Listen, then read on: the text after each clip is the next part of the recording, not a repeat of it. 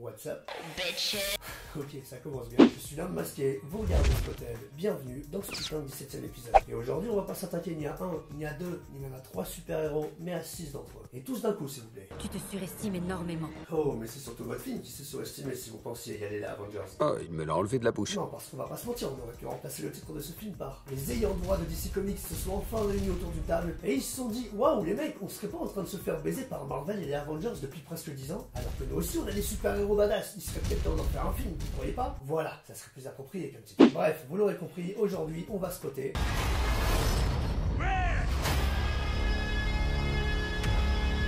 Générique.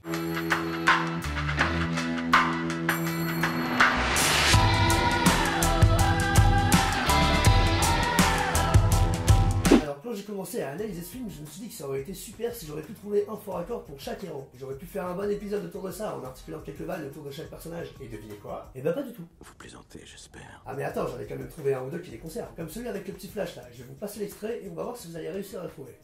Signe.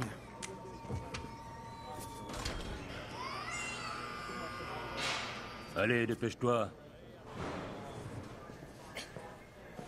Quoi, t'as un problème? Non, aucun problème. Ça vaut mieux pour toi.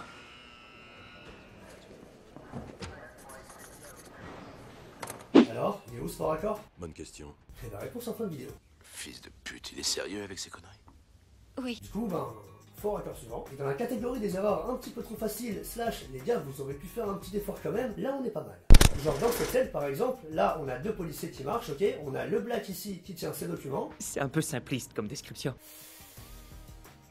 Commence pas à me casser les couilles, s'il te plaît, ok? Donc je disais, on a celui-là qui tient ses documents et son pote ici qui tient ces papiers-là, de la main droite. Mais contre-champ, son collègue va lui tendre les documents et hop là, il a plus de papier dans les mains. Ou alors celui-là, je le trouve encore pire parce que là, tout l'intérêt de la scène, c'est justement ce gros plan sur le verre ainsi que sur ses mains. Un peu en mode, oulala, c'est vraiment bizarre, mais j'ai du sang verdâtre sur les doigts et il y en a plein de verres aussi. Sauf que plan large suivant, du coup, les mecs, ne foutez pas un verre totalement clean. Même la table, elle est nickel par rapport à l'autre plan. C'est pas très pro tout ça, faites un effort quand même. Je suis pas de cet avis. Ouh, ça c'est de la mauvaise foi, mais peut-être que tu vas changer d'avis avec ce qui suit, parce que là on va augmenter d'un cran. Vous vous souvenez peut-être, j'ai spoté sur Batman contre Superman et j'avais spoté un fail d'un motion designer qui avait un peu la flemme de modéliser Batman dans une scène. Bon, bah apparemment ils ont foutu le même mec dans ce film, et je crois qu'il a encore frappé. Oh merde. T'inquiète, t'as de la chance, ça te concerne pas cette fois. C'est ici dans cette scène avec Steppenwolf. Là, on le voit en train d'attaquer les Atlantes et il va choper ce garde bien violemment, le prendre et le coller contre le mur. Là, si je m'épose, bon, il y a la lumière rouge qui fait un peu chier, ok, mais on peut deviner toujours son bras ici qui retient le soldat contre le mur. Sauf que le plan suivant, bah, bizarrement, il n'y a plus de garde, il plaque plus personne. Alors du coup, il est passé où juste? Pourtant, on est d'accord, il peut pas être allé bien loin. Je suis désolé, au bout d'un moment, faut qu'il fasse un effort ce mec, fais ton taf jusqu'au bout. Allez la suite, et pour ce prochain fail, avant que je vous le montre, faut que vous sachiez un truc. La temporalité dans un film, c'est important. Il y a des scènes qui vont se passer la nuit, d'autres qui vont se passer le jour, et il faut que ce cycle s'enchaîne de manière, comment dire, un minimum logique. Et par ailleurs aussi, il y a des scènes qui sont plus propices à être tournées de jour, d'autres de nuit, et ça pour des raisons de dramaturgie, de réalisme, de crédibilité. Et donc c'est pour ça que dans cette séquence-là, par exemple, où il décide d'infiltrer l'installation militaire top secrète interdite au public, où il y a la technologie de Krypton, il décide de le faire de nuit. Chose qui est relativement normale, hein. Ils vont pas faire ça en plein jour. Donc, dans cette séquence, ils infiltrent tous le vaisseau alien avec le corps de Superman pour le ressusciter. Ensuite, Superman se réveille, il n'est pas très content, alors il décide de se barrer, il défonce le toit, et là, what the fuck, il fait plein jour. On est d'accord qu'il y a un problème là? Ils ont dû rester 1 heure, même pas, ils sont pas restés toute la nuit. Non. Non, en effet. Voilà, merci mon petit Gandalf. Du coup là il y a un problème. Et après encore plus bizarre, la scène juste après, une fois que Superman s'est barré avec Lois pour aller s'isoler dans leur ancienne maison, alors c'est bon, c'est un coucher de soleil là carrément, ou un lever de soleil, mais dans les deux cas c'est un peu bizarre par rapport au plan d'avant où il fait jour. Et tout ça juste pour faire une belle lumière en mode magnifique plan sur Superman, comment ça le met trop en valeur avec la lumière derrière, le beau coucher de soleil et tout, c'est comme un dieu. Ouais, sauf que ça c'est par accord, et ça dérange l'homme masqué. Et oui, je parle de moi à la 3e personne. Et alors, qu'est-ce que tu vas faire? On lui ferme sa gueule? Mais ferme ta gueule, toi, pourquoi tu fais le malin? Tu joues dans Expendables. Allez, dégage. Allez, on retourne avec notre petit Barry, et là c'est bon, j'imagine que maintenant vous avez eu amplement le temps de réfléchir à où se trouve l'erreur. Signe.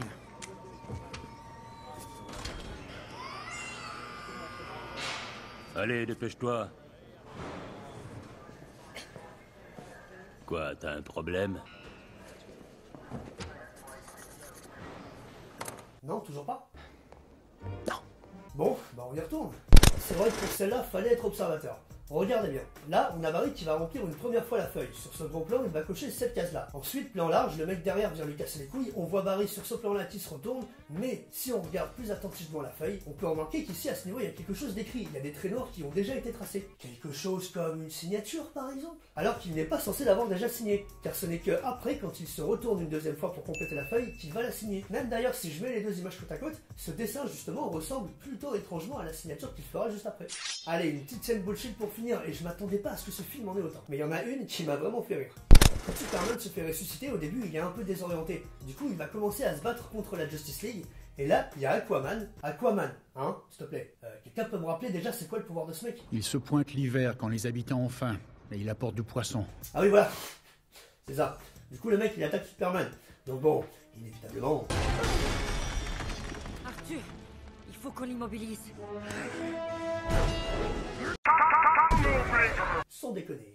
L'idée d'un film Justice League en soi c'est une bonne idée, ça va faire vendre, c'est clair, et ça va faire plaisir aux fans de voir leurs super-héros favoris se battre ensemble, c'est clair, c'est fun. Mais le problème en termes de scénario, c'est qu'il n'y a pas grand intérêt de faire une ligue comme ça un peu à la Avengers, quand dans cette même ligue, t'as un super-héros qui est infiniment supérieur aux autres. Il y a de grandes chances que ça desserve les autres héros et donc le film, et c'est ce qui s'est passé. Si vous regardez bien, la première moitié du film, c'est les héros qui essaient de ressusciter Superman, justement parce qu'ils sont pas assez forts, et ils le disent eux-mêmes. On n'est pas assez fort.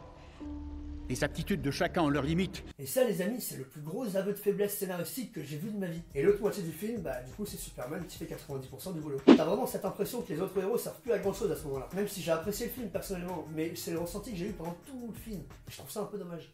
Bref, en tout cas, j'espère que cet épisode vous aura plu. Si c'est le cas, comme d'hab, tu sais ce que t'as à faire. Nous on se retrouve très vite et surtout n'oubliez pas, la justice c'est comme une toile d'araignée qui attrape mouches et moucherons, mais laisse passer diables et frelons.